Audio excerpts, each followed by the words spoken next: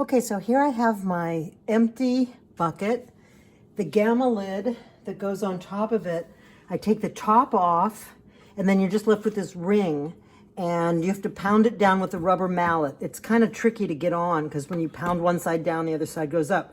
So I really hold it on one side and pound on the other and hold with my knee and, just keep pounding it until this is really on there and airtight, okay?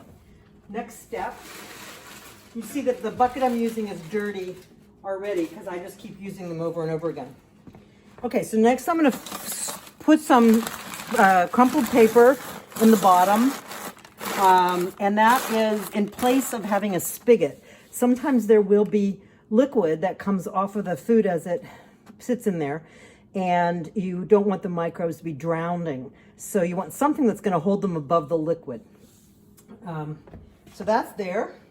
Here's my bucket of, I can't see. So anyhow, this is the Bokashi brand. And so I have my paper in there. I'm going to sprinkle a third of a cup or so just on the paper. We just want this. This is the stuff that has all the microbes in it. As it gets wet, they'll wake up and they'll start replicating.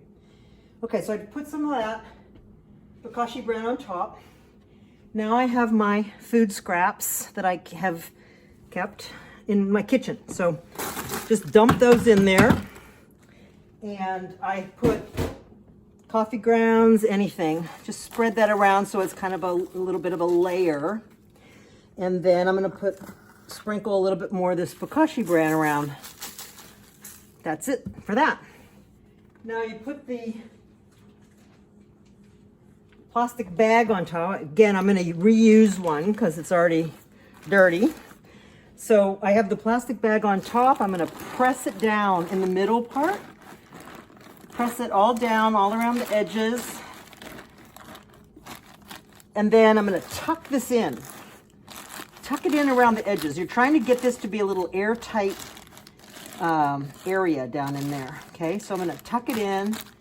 And that's it. Put the top back on.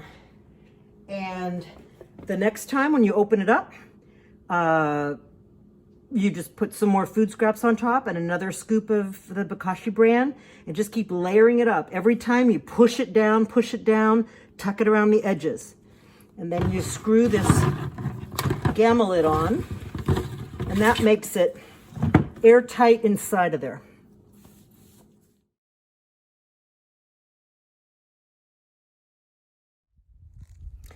So this is my finished Bokashi bucket. It's been sitting for about 12 days since the last time I opened it. So it's had time to ferment. This is the gamma lid that keeps it sealed. Then we come to the plastic bag that has been pressed down and tucked in all around the edges. And now we'll see. I just always put this upside down and just so it doesn't fall everywhere. So you can see there's mycelium growing, this fuzzy white stuff all over the place. That's a very good sign. So it's starting to grow. So we're going to dump this into the soil factory so that it can start its next phase of aerobic decomposition. This is my soil factory that, I'll go back like this so you can see. It's just a simple wooden box. I used some packing boxes that I already had. Some wood. So I've already been using this, so it's filled with dirt and stuff. So basically I have more soil that I'm going to put on top. What you want to do at this point is put the material in, this finished compost, and spread it around a little bit and cover it with a layer of garden soil. I don't have much soil here, so I use the stuff I get out of potted plants or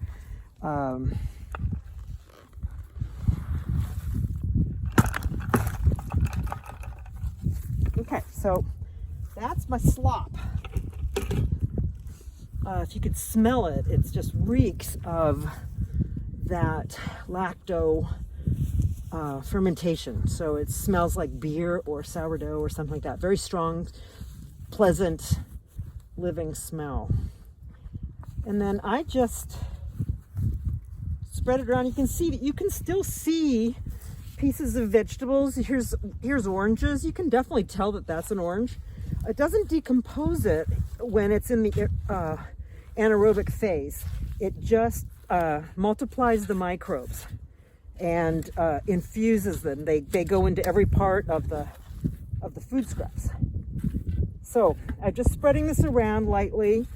It doesn't have to be a layer if you want to like dig a little bit of it in. Basically what we're trying to do is get a little bit of contact with the soil biology.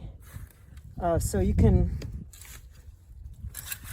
dig it in a little, or you can just leave it as a layer. It doesn't matter. It just seems to work no matter what. Okay? And then next I'm going to put some more dirt on top and just cover it up so that those pieces of food are not showing.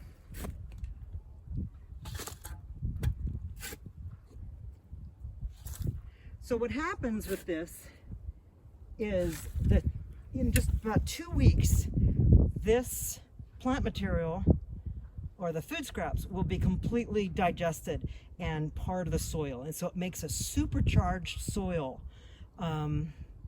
very strong with microbes. So I can use this to top dress my plantings or mix it in with other kinds of soil. I wouldn't use it just straight because it's pretty strong. But that's it. I'm going to cover this all up and then just let it sit. And in a week to 2 weeks, it will be pretty much gone. There might, occasionally be a avocado skin or orange rind left, but I just throw it back in and give it a little more time. So that's it. And then this is how you make the finished product that you're going to put on your plants from all of that food scraps.